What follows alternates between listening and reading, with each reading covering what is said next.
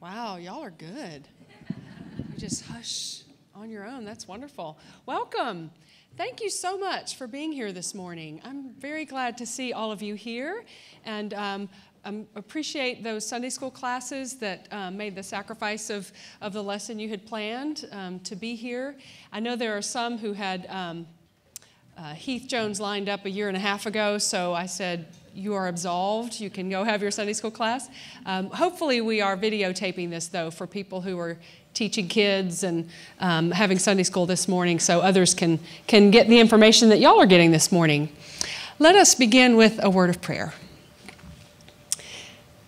Gracious God, we are here because of you, because we belong to you, because this is your church, the body of Christ, and we are called into your service. This is the household of God, and we've gathered together today for a meeting of the household to learn about our ministries and where we are at this point in our year. We thank you for this vibrant and thriving congregation that is shining your light in so many places in our community.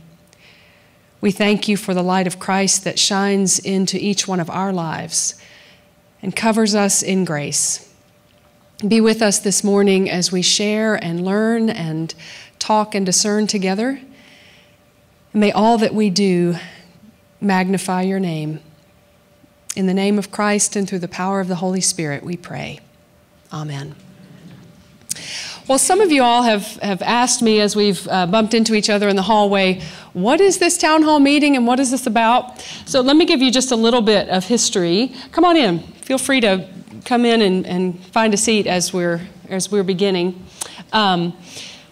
Several years ago, when I was the lead pastor at End UMC, right when I came into that role, the economy crashed. And some of the leaders got together and we decided that it would be good just to get the whole congregation together and talk about how we were being affected as a congregation, decisions we needed to make as far as our budget and some of those things. And it was a wonderful time together, and everyone really appreciated knowing what our budget looks like and what our plans are for the years ahead and how things work in the household. And so it became an annual tradition and an opportunity for anyone in the congregation to learn about some of those things, not just about our finances and where we are budget-wise, but what our hopes are for the next year and our planning process for 2018 budget-wise, but also what are some of the things going on in the ministry and the life of the church? What are the ways that we're reaching our community? So when we had a meeting, I can't even remember which one it was, but I was talking with Revel and some of our other leaders, Revel, who's the chair of our ministry table, and I mentioned this town hall meeting, and they thought it was a good idea. So with myself being new and a lot still to learn about our household together, we got together and started planning it. So we're going to hear from several of our leaders and several of our folks who are involved in our ministries, and then hopefully have plenty of time at the end for questions and feedback. So first up is Revel. No, sorry, where's Revel? Revel's going to give us a snapshot. Whoa, coming from backstage. Cue the music. Dun, dun, dun, dun. Revel's going to give us sort of a snapshot of where we are today as far as membership and all those sorts of things. So I'm going to hand it over to Revel. You've got an agenda on your next slide to tell everybody what else is going on. Do I hit which arrow? Page down.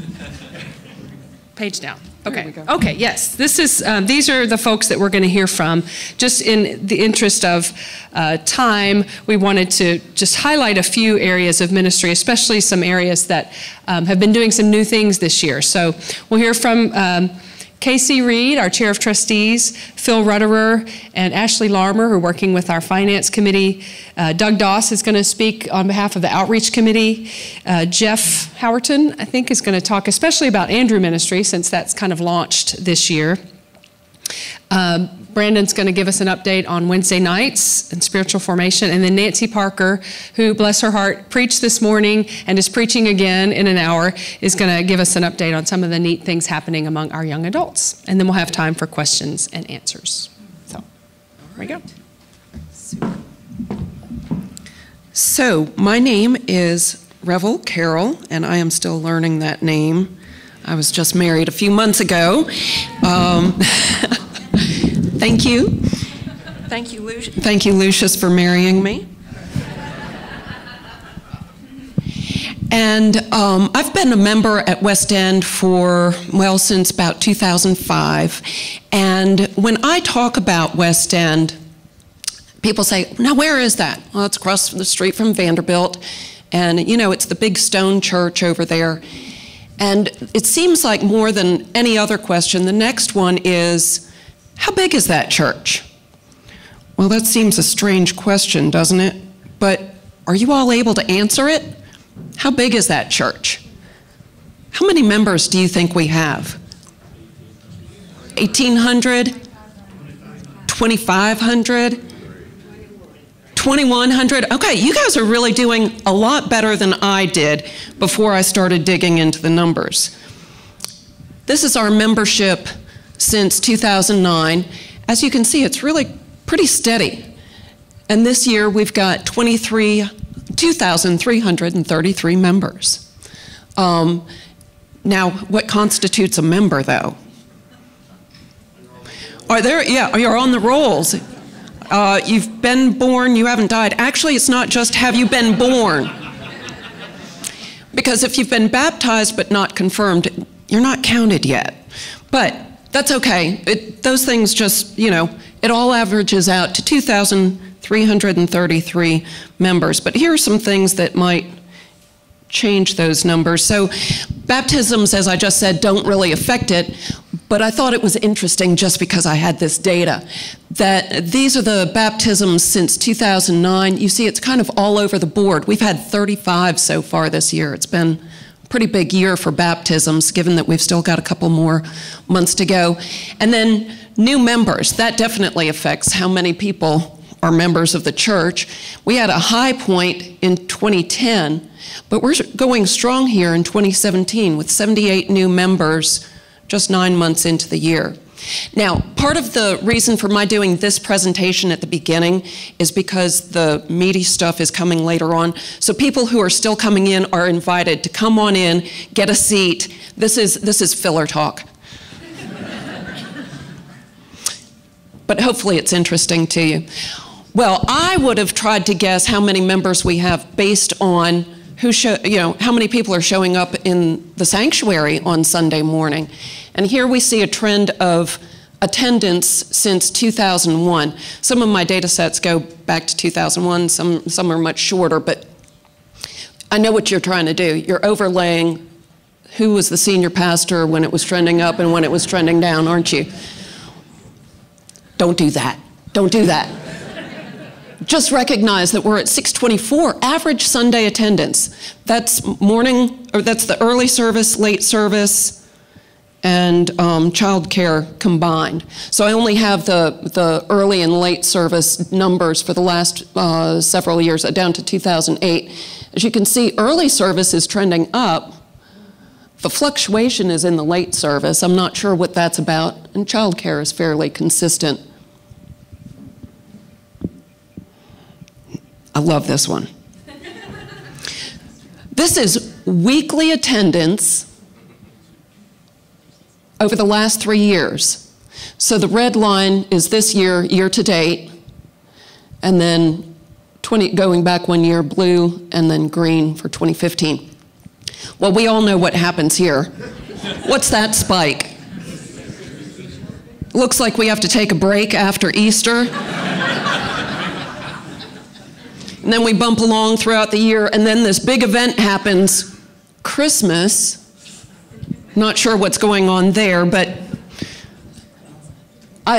anyway, I just thought this was interesting to see. There's no way you would guess, though, from the attendance, how many people are members of the church. And then lastly, I've got Sunday school attendance. this is since 2008, we see a downtrend really in the adults and children, and the biggest surprise to me is youth are the most consistent over this period. If you're not a member of a Sunday school class, I encourage you to find one. I love my Sunday school class. I'm a member of Bible and Spirit class. Yay! Let's hear it for Bible and Spirit. And we've got room in some of the seats in there if anybody wants to join us. But what I wanted to say about all of this is none of this really tells us how big that church is. I think when we are asked, how big is that church, maybe a better measure is the impact of our sharing God's love in the world around us. And speaking of sharing the love, let's talk finances. I am going to invite Casey Reed to come up and join me.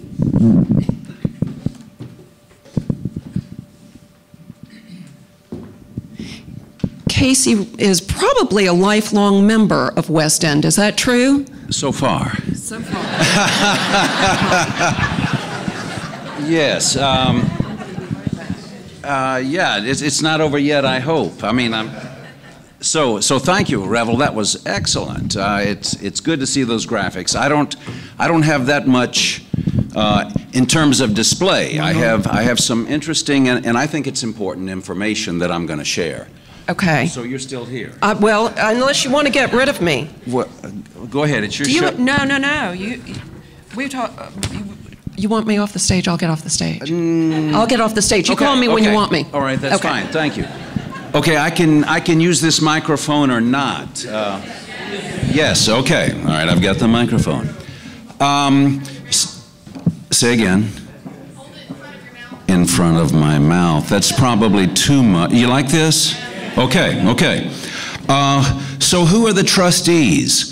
We work behind the scenes. It used to be the trustees were all old men. That was my perspective as a youngster. But now we have lady trustees. In fact, our past chair and our future chair are both ladies, and so there's no glass ceiling on the trustees. You're all invited to be members.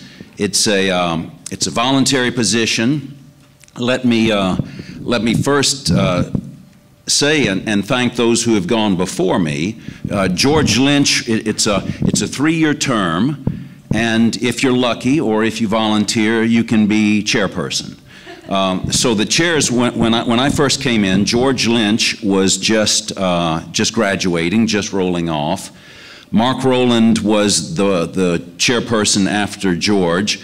Carol Ballinger was last year's, and she's immediate past chair.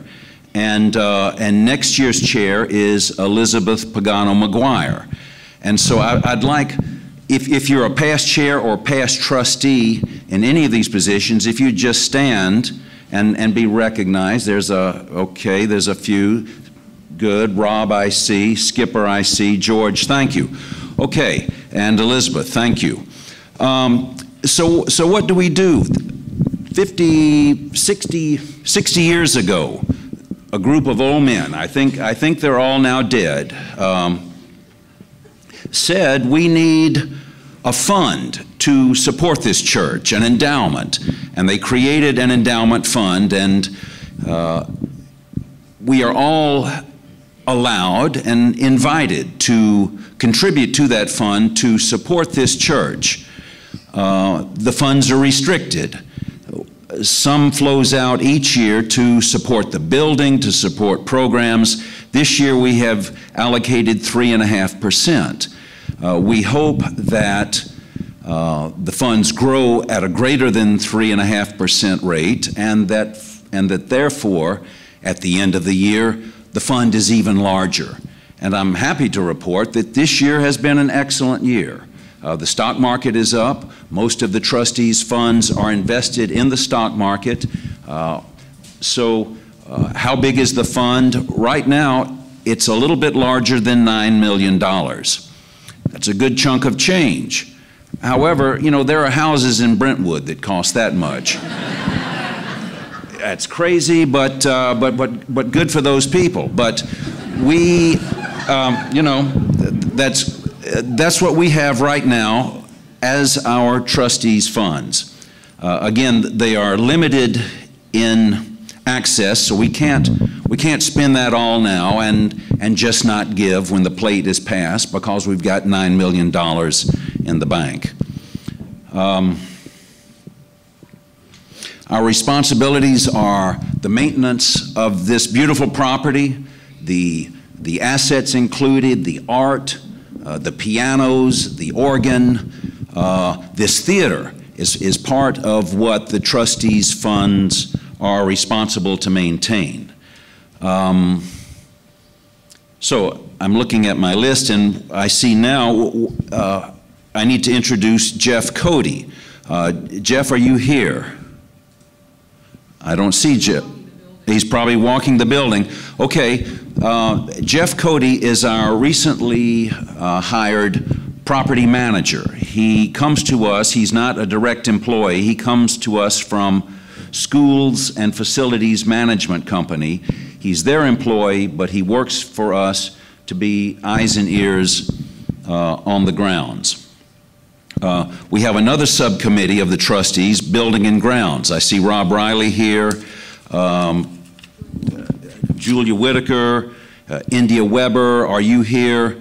These folks are a subgroup of the trustees and bring particular expertise in building trades, and they know more about the particulars of building management than those of us who just come from the general congregation and serve on the board. When you give to the trustees' funds, you can be assured that your funds will be well managed. They are invested. Ken Luton, are you here, Ken? Ken Luton works at Morgan Stanley. He's a financial advisor. He helps us invest the trustees' funds for the highest return. Again, as I said, we've had an excellent year. And not only that, West End Church gets audited financial statements. So this, as well as being an outreach of ministry, is a well-run business. We're talking about business today. We have audited financial statements. So when you give to the church, your funds are watched, they're protected, they're well invested, and they're treated with care. The trustees, we are volunteers. I'm going to give a shout out to Sandy Durbin. Sandy is a staff member. She's a professional. She works in an office down in the central part of the church. She's our bookkeeper and accountant, and she helps us, the lay people who join the trustees, to really understand what it is we're doing. And we couldn't do it without her help, and I thank her. So, this may come as a surprise to some, maybe not, but we're all going to die. Sorry, but it's a fact of life. And so what I have here today are forms, codicils, to will and testament. You may ask yourself, how can I give to the trustees? How can I give to the church at death so that the work of the church can be continued? Well, it's very simple. You take this form, you fill it out, and you attach it to your will. Now, you may want to get some, you will consult your lawyer. Jean Biasi works in estates and wills. She's here. There are probably many lawyers in this congregation who can help you with this. But it's really very simple. You just fill it out and you leave something to the church at your death. I have 10 today, and we can make more. Now, it would be awkward for you to come rushing to the stage now to grab one, but see me afterwards and you can have one, and if we run out, we'll print some more. I think that's all I've got. So with that, Revel, I'll turn it back over to you. Thank you, Casey. We will have time at the end for questions. So the trustees oversee sort of the capital of the church, and the operating budget is run by the Finance Committee. And chairman this year of the Finance Committee is Phil Rutterer, and I welcome him up here now. Phil's been a member of West End for 2 or 3 years, about 3 years. Thank you, Phil. Sure. Thanks, Rebel. Well, as Casey mentioned, we have a trustee fund. We have a big fund for an endowment, but the ongoing operations are done through what's called the general fund. And so let's get into a little bit. So as you'll notice, the slide format is changing. So, you know, varying it up here, keep you awake.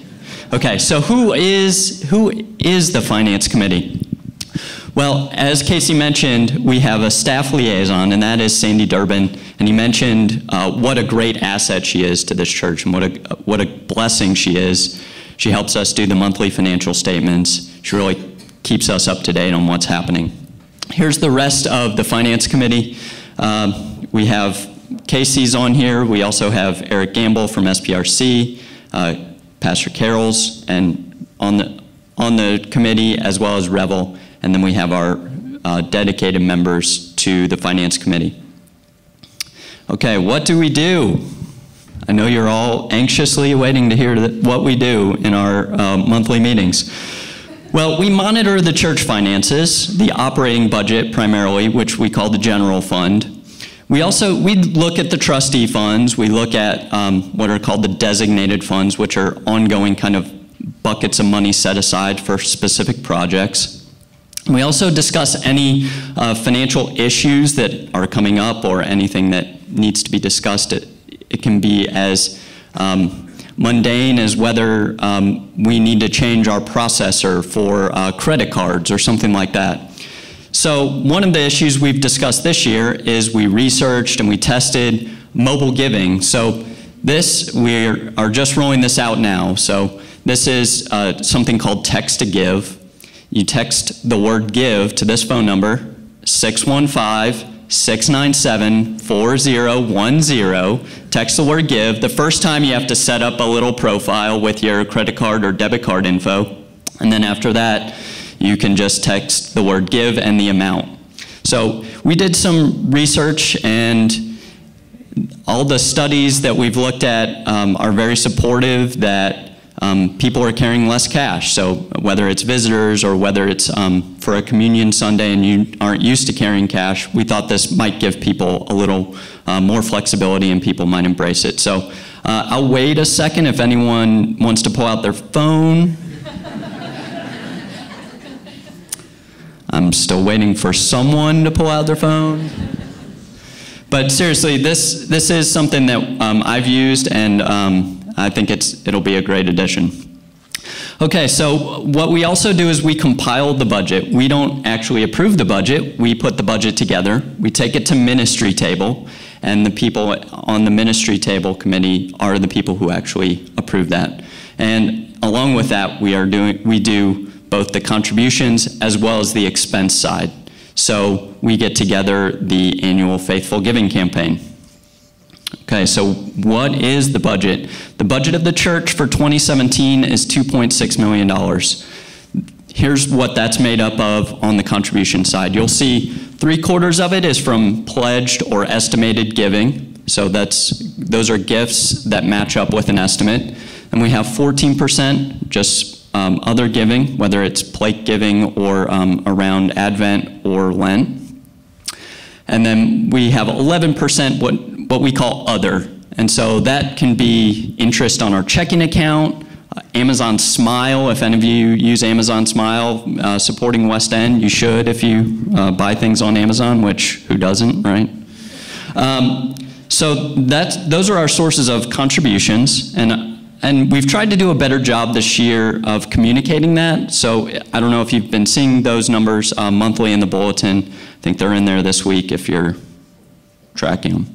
And so what are our expenses as a church? Well, like any good organization, our people is a big chunk of that. That's half of where our money goes, half of our operating budget.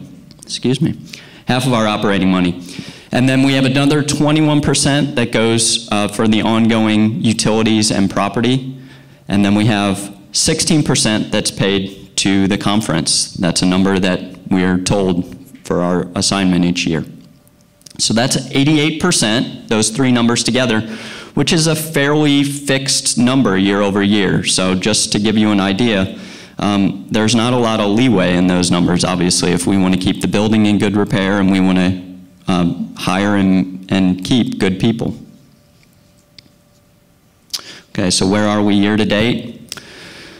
Here I have year to date 2016, I have year to date 2017, and I have the year to date budget. So we are running a deficit, which I'll get into in a minute, and our deficit is actually worse than what our deficit was projected to be at this point.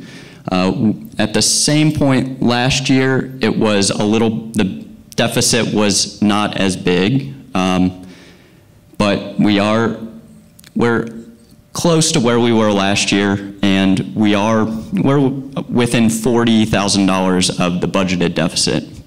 And for some of you, maybe this is the first time you're seeing how the church operates, and that we operate on a deficit for 11 months of the year. And this is why. So these are the contributions to the church. And by your laughter, I'm guessing something stands out to you. And that's December is almost 3 times as big as any other month as far as contributions to the church go. So if I have one request, and I know not everyone can do it, and it doesn't fit everyone's life, but if you would like to contribute earlier in the year rather than later in the year, I'm sure the finance committee and all the leadership of the church would be very thankful, and it would save them a lot of anxiety in early December into mid-December. Okay, so it's budgeting season, and we've put together a draft budget. It has not been approved by ministry table. We're still working through it. But here's where we think we are. We're going to increase the budget by 2.6%. And I know people are saying, why are we increasing the budget? Well, here's why. Apportionment is going up 8%. Again, that's a number that we don't have a say-so over. We sort of just get assigned that by the conference. And we did verify. We did say, our number's 8% higher. Are you sure that's right? And they said, that's right. So thank you. And then healthcare costs are going up 10%. I'm sure everyone is aware of health insurance costs rising in most cases, so we are not immune to that as a church. And then we have a cost of living raise for the staff, which is consistent with what Social Security is doing this year, 2%. And then I've been very thankful, and everyone who has a budget area has been very respectful of the budget and trying to stretch their dollars. And everyone does a great job, and so most of the other expense areas are relatively flat. I just put a brief slide in here about unbudgeted expenses. A couple times during the year, people come up with ideas that they think need to be funded, and they say, Phil, can we come present to Finance Committee? And I say, that'd be awesome if you present, but we can't actually make any decision about that. That's done at ministry table. But we'd love for you, we're always happy for you to come give us a presentation. We love that. So this is just kind of an PSA. If you have an unbudgeted expense, you really have to take that to Revel and ministry table. The finance committee can't do anything other than to offer an opinion to ministry table. And ministry table is in charge of moving money around within the budget to account for that, or other options are then to go to trustees or to identify a designated fund that might fit the bill. Okay, now what everyone wants to talk about, faithful giving, right? So here's the bad news. Number of estimates was down 25% from 2013 to 2016. That's number of estimates received by the church. Now, we saw an uptick last year, which is great. But we were all the way at 551 estimates in 2013, which is phenomenal when you consider the size of the church. But as Revel said, the size of the church hasn't changed a whole lot over this time. So our focus is to get more people involved and to get more estimates. So I said that was the bad news. Now here's the good news. So while the number of estimates has declined, the total dollar amount of those estimates has remained relatively flat, which means the red dots, which are the per estimate dollars, are actually going up. So I'm going to stop there and say thank you, thank you, thank you, because the people in this room, I'm sure, are a big part of that. So thank you to everyone who has continued to give and even raising their estimates year over year. But I think that gives us an opportunity for improvement, right?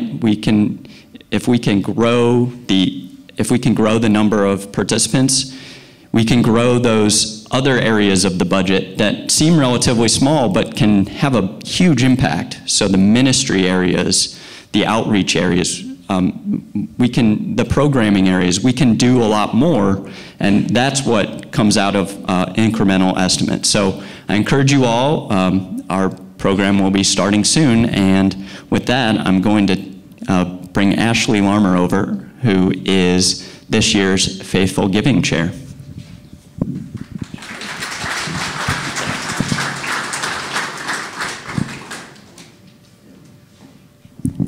Good morning, everybody. My name is Ashley Larmer, and my husband Scott and I joined West End probably about 3 years ago. Scott has actually been on the finance committee for a couple of years, and I was just asked to be a member of that this year, in part, I think, because I'm a fundraiser. And so when Phil asked me to chair the Faithful Giving campaign this year, I was really excited to be able to do that and share some of my professional skills, hopefully in a way that'll help our church. It's something I feel really passionate about, and I hope you will too as we talk a little bit more about that. As Phil mentioned, participation is really our focus of this year's Faithful Giving campaign and the focus of every year's Faithful Giving campaign. But why does that matter? I think Phil very deftly described how that ends up impacting our budget in such a positive way, but I think it means more than that.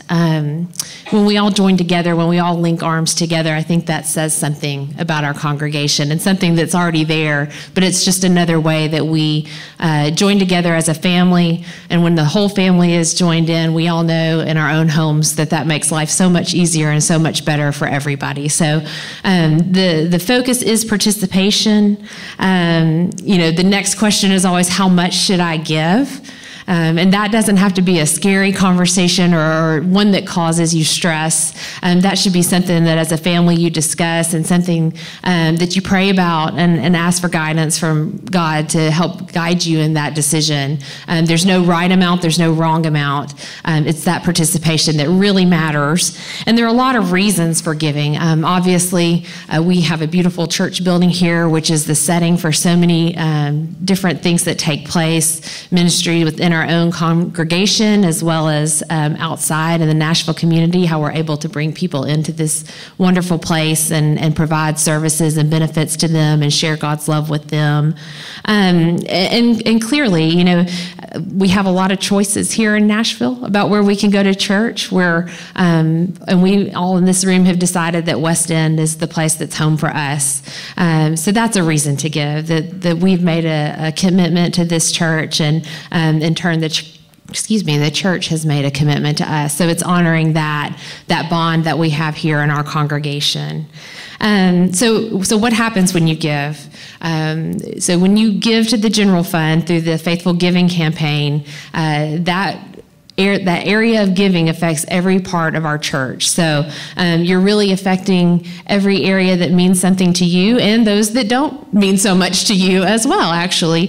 But it's an opportunity to really build and grow upon the things you love about West End. So as Phil mentioned, next week we will be launching the Faithful Giving campaign for the year. So today you're getting a little bit of a preview of what that will look like. Our goal is to have 400 estimates by November 19th. We'll be talking about faithful giving over the next 4 to 5 weeks. And so our hope is that by November 19th, we'll have 400 families who have made their commitment for the following year. And I should say too, the use of the word estimate is very intentional versus using the word pledge. We know that things change and things happen, and that when you make an estimate of giving, that's your best estimate, that's your faithful projection of what you're able to do. But in no way should any kind of fear of fulfilling that commitment stop anyone from making an estimate. So we use that word intentionally. And we have an ultimate goal of reaching 450 estimates by the end of the calendar year, knowing that some people always trickle in there at the end as we see how December works out for our congregation. So when we reach that $450 estimate total, that would be up by 22 estimates over last year. And here you're also seeing our lovely logo for this year's Faithful Giving campaign, West End Loves and West End Gives. And there's a bit of hyperbole in that. You can think of it as West End as a congregation, that we try to share God's love with others in our community, but that West End as a congregation, we love one another and we want to take care of one another.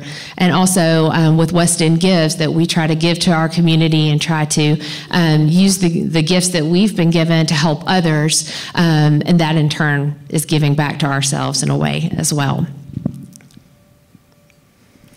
So how can you help?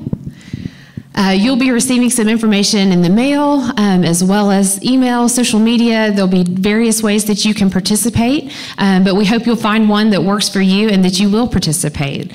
And as Phil mentioned, if you can give evenly through the year, that's a huge help to the people in finance and our leadership as they're looking to spend dollars, to give them confidence that those dollars are there to spend. And then also ask questions. If there's any questions or concerns or lack of clarity on how you're supposed to respond, hope you'll come to any of us in the finance committee, and also give your feedback to us as we're looking to try to improve this process each year. But we're really excited about it, and I think in the coming weeks you'll hear some stories from some people who this immediately impacts, and we'll give you a good idea of just that impact that your participation has on our congregation. And with that, I will turn it over to Pastor Carol.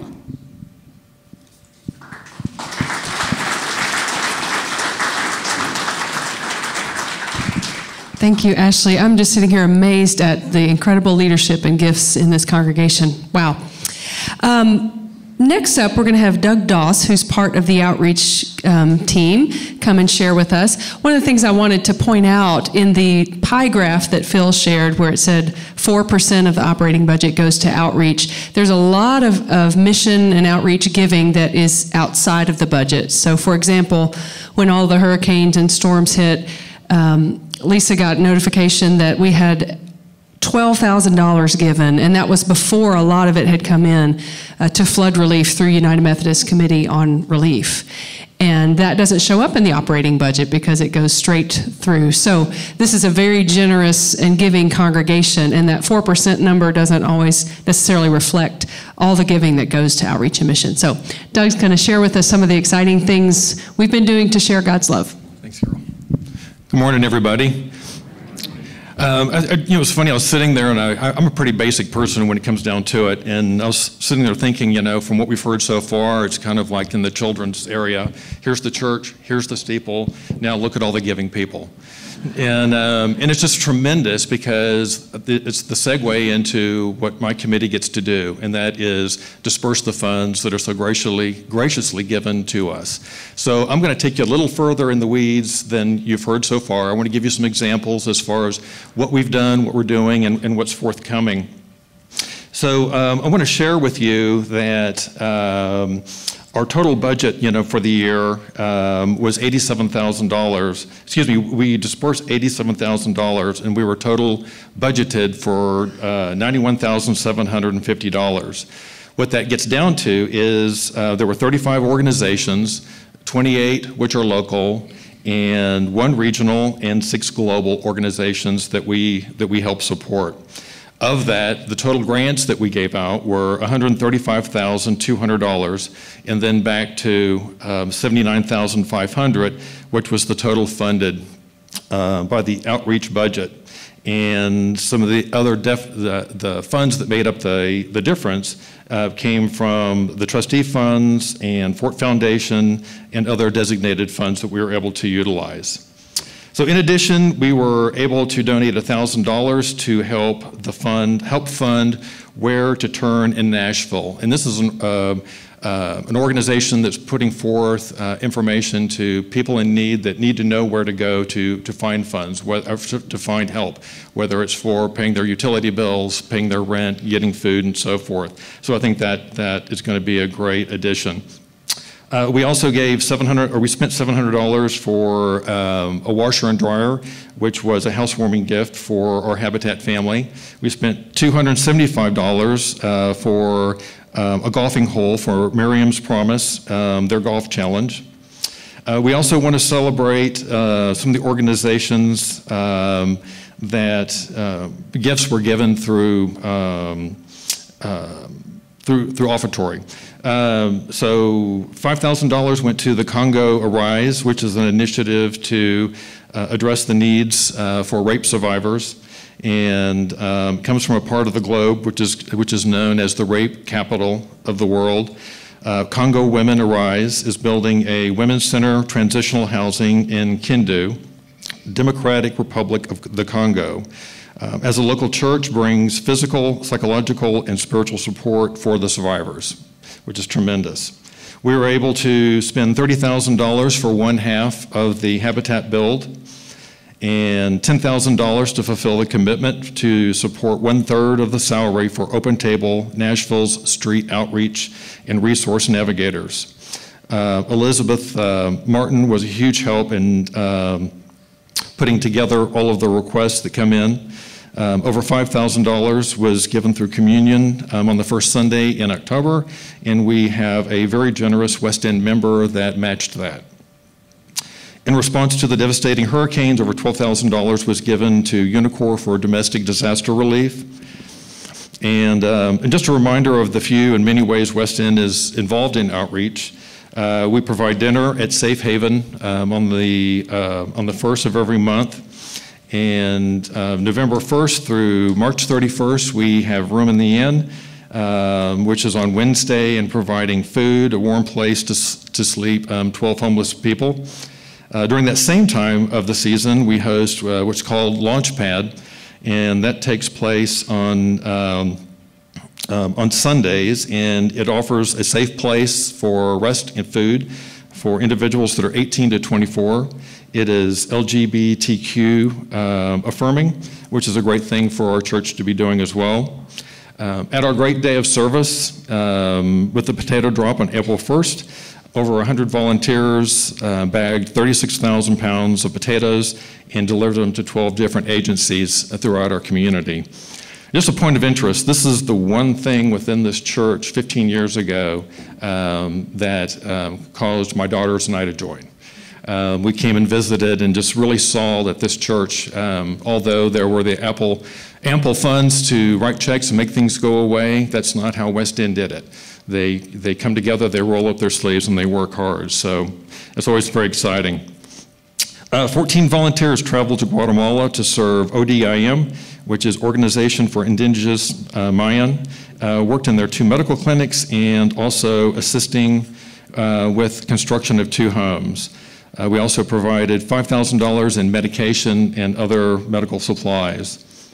We continue to support Project Transformation by reading to the children 1 week during the summer and providing a meal for the interns on 2 different nights.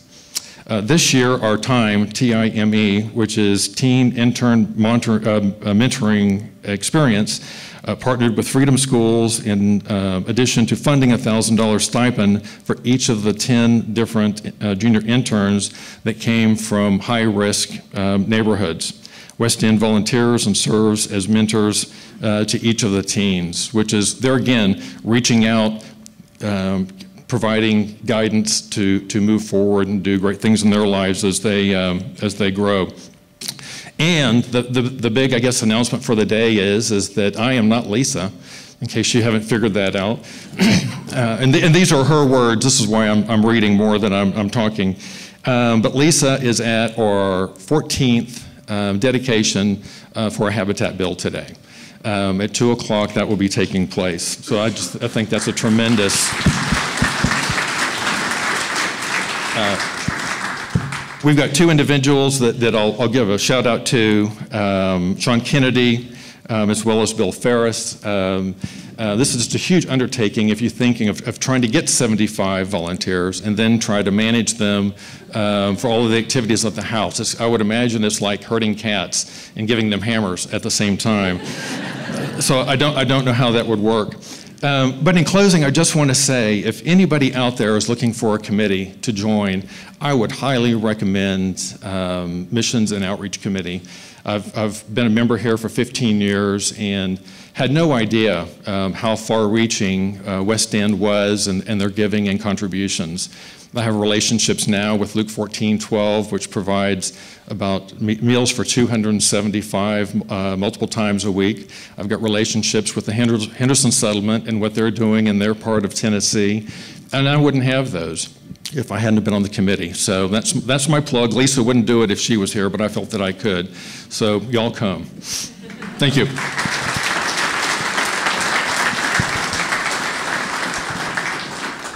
Thank you so much. We're going to go a little bit out of order and bring Nancy up because she has to go preach. And we're getting a little short on time. So Nancy's going to talk about young adult ministry. Talk really fast here. So the first question about young adult ministry is, who is a young adult? I know that there's a lot at stake in this question, so I'm not going to give you the exact answer. But for me, for West End, it's somewhere between 18 and 40 in many different stages of life. So there you go. You too might be a young adult. What I'll say is kind of give you a little bit of the trends of what's going on. So my position changed here about 2 years ago in July. Well, a year and a half ago, I guess that would be. So I am a quarter time appointed here and 3/4 time appointed as your missionary to Vanderbilt University's campus. If you hear nothing else, know that you are working on Vanderbilt's campus through the Methodist Church. You're working on many campuses to reach out to students and be involved and invest in their life. But what's going on here at West End with the young adults is we started a program called Brood Theology. You've probably seen it in the bulletin. The point is to grab a drink, some maybe coffee, maybe beer, something, and discuss theology and the scripture at a local pub or coffee house. So what I've noticed is we have a large number of young adults showing up for the first one, and then it sort of trickles off. This happens a lot with many programs that are started. And so what I'm noticing is that Brood Theology is a really wonderful one-time event and kind of continues to build community with a small number, so somewhere between 8 and 12. And that when you're a young adult and you attend church, you're not only looking for a place to worship, but you're looking for community. You're looking for a group of people to do life with. And so as I continue to lead young adults here, what I would love to do and what I'm beginning to initiate is life groups. So these, it's not a new thing, but home groups, groups that meet in where people live, to gather together. So there'll be a training during Lent partnered with Belmont United Methodist Church. Jefferson Furtado over there, he's a pastor there and a good friend of mine, and we'll be using a curriculum called Journey to the Table to help train people about what it means to bring people together. How do you build community, and how do you build specifically faith community? So you can learn more about that. And I will tell you, in the context of my work over at Vanderbilt Wesley is a student community on a spiritual journey to have an impact. We have worship on Tuesday nights with a meal. We do special events. I would love to talk to you or people that you know about what's going on with young adults here at West End more deeply, and also Vandy Wesley. So invite me to your classes, to your groups, to whatever, and I can tell you more, but now my time here is finished. Thank you so much.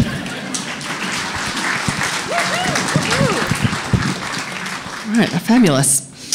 I'm going to invite Jeff Howerton, where were you? There you are, to come and share with us about the new Andrew Ministry and how this congregation is intentionally welcoming new people. Thank you.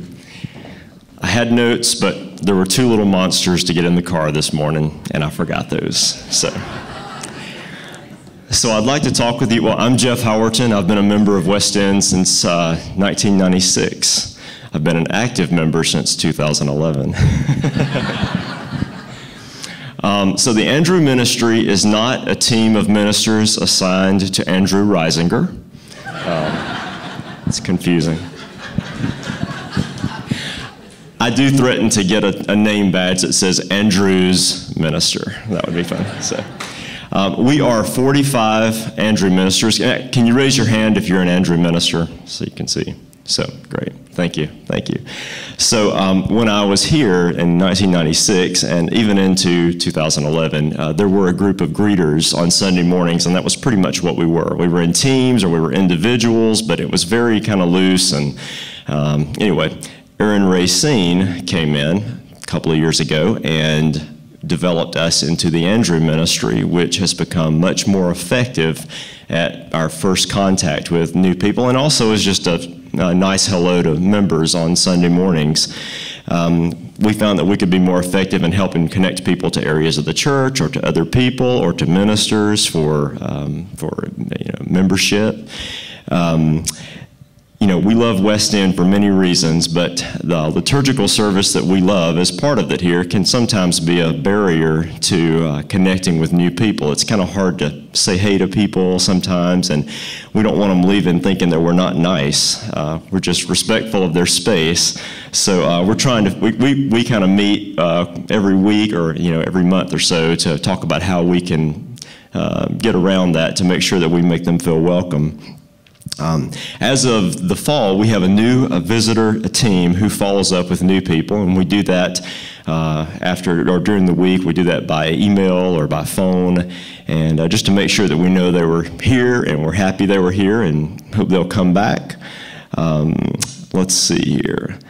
We are identified by our blue name tags. See?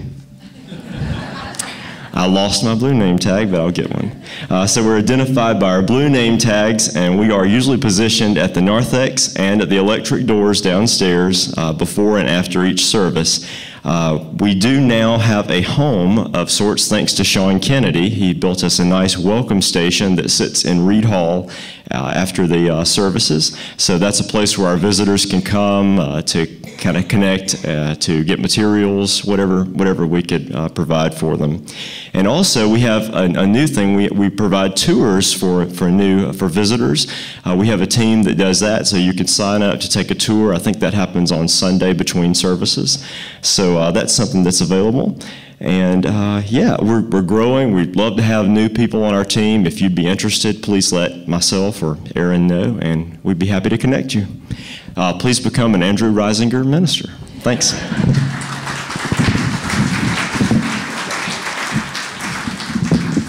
All right, Brandon is going to give us a quick update on how things are going on Wednesday nights. All right. Quick is the key word.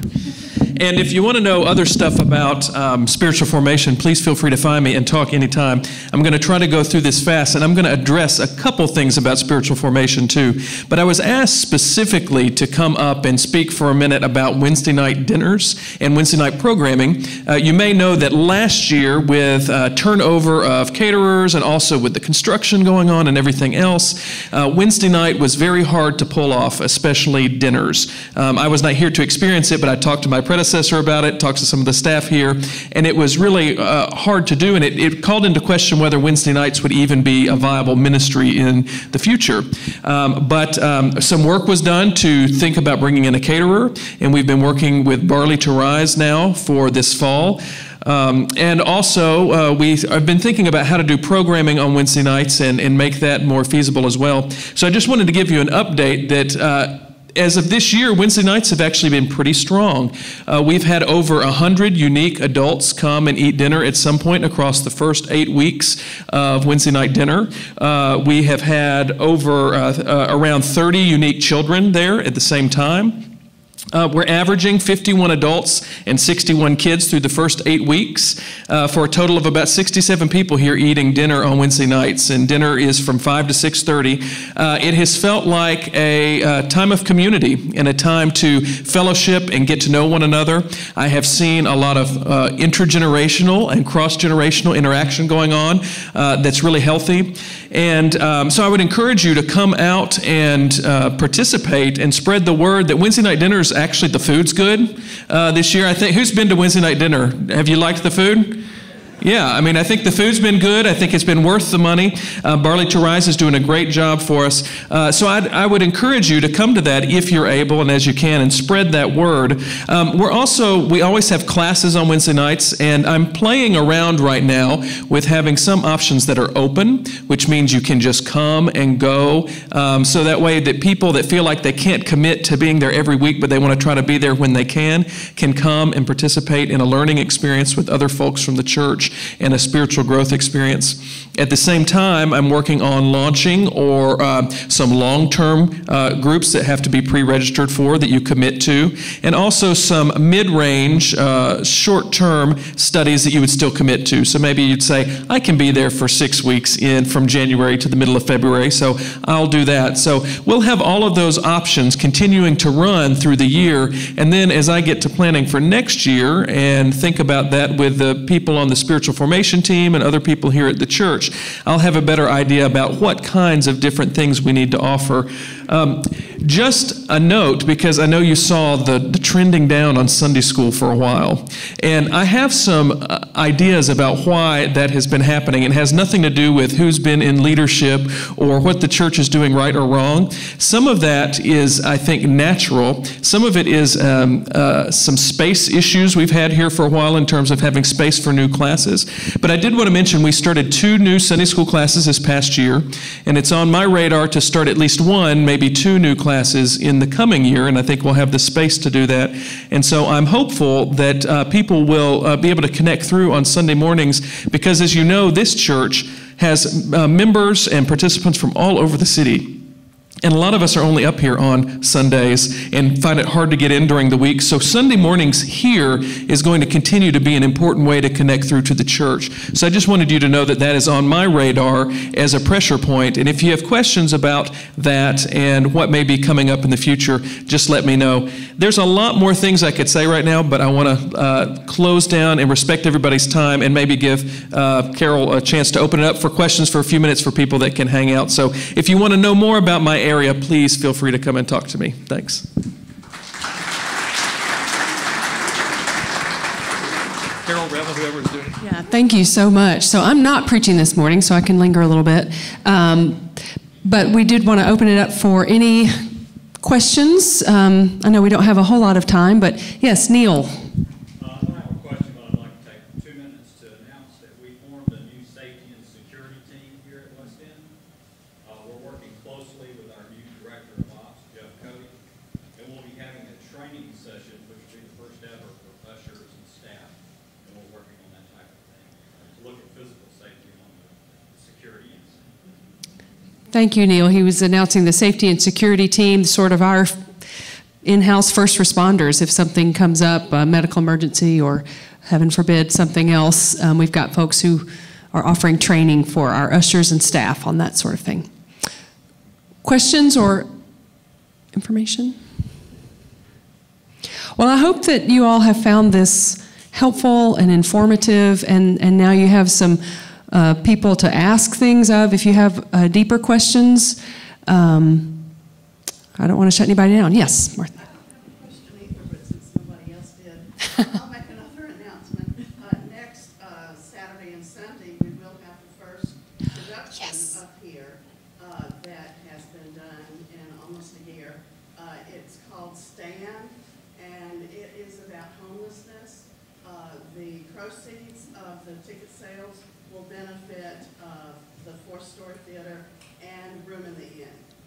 Thank you so much for mentioning that. When we were talking about where to have this meeting, whether here or McWhorter Hall, we thought, you know, what a great way to celebrate the theater and all the hard work that's been done here. So next weekend, Friday and Saturday.